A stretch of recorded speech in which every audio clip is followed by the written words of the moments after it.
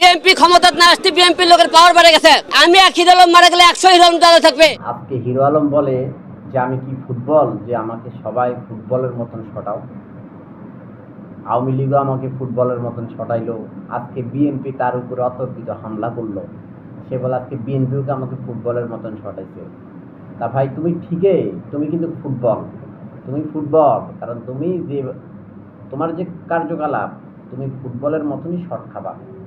শুধু আওয়ামী লীগ ক্ষমতায় আসলে যে তুমি শট খাবে এমন না, ওই বিএনপি ক্ষমতায় আসলে যে তুমি শট খাবে এমন না।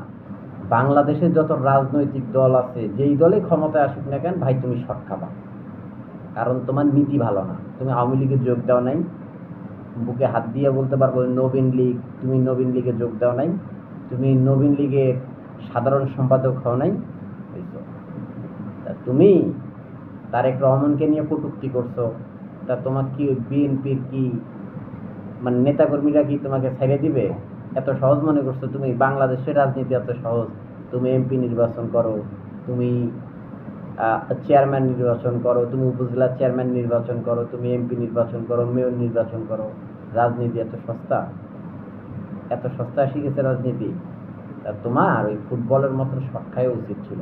আজকের ঘটনা হচ্ছে, সে 39 জন আওয়ামী লীগ নেতাকর্মীর নামে ওবায়দুল কাদের সহ, আরাফাত সহ 39 নেতাকর্মীর নামে সে মামলা করতে গেছে।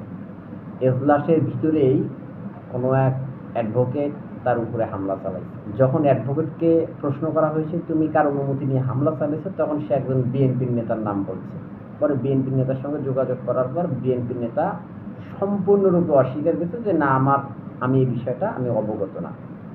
তাই হিরো আলম তোমাকে যেভাবে আজকে ওই যে কোর্ট চত্বরে তোমাকে যেভাবে কান ধরাইছে, আর তোমাকে যেরকম ভাবে তারা মারছে, তুমি এটা ভাইবো না যে ভাই তুমি ওই বিএনপি ক্ষমতা আসলে তোমাকে মারবে, এমন না। তুমি সব দলের মাইর খাবা। তুমি ভাই জন্মটাই হচ্ছে তোমার মাইর খাওয়ার জন্য রে ভাই, তোমার জন্মটাই হচ্ছে মাইর খাওয়ার জন্য। অতএব কাউকে কিছু বলার আগে, কারো সম্বন্ধে কিছু বলার আগে তোমার পায়ের নিচের মাটি দেখবা। তোমার আসলে পায়ের নিচে কতটুকু মাটি থাকাকালীন তুমি একজন মানুষকে তুমি কুরুচিপূর্ণ কথা বলবা। তুমি আরাফাতকে বলছো যে আমি আরাফাতকে পাইলে মারবো।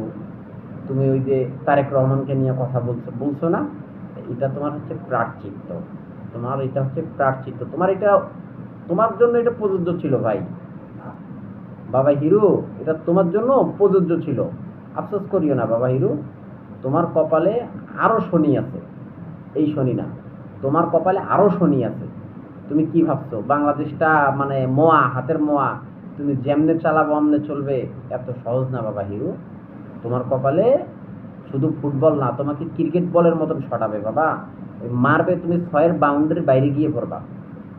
এত সহজ মনে করছো? এতদিন খুব আরামে ছিলে বাবা হিরো, এখন তোমার আরাম হারাম হয়ে গেছে বাবা হিরো। ঠিক আছে হিরো বাবা, ভালো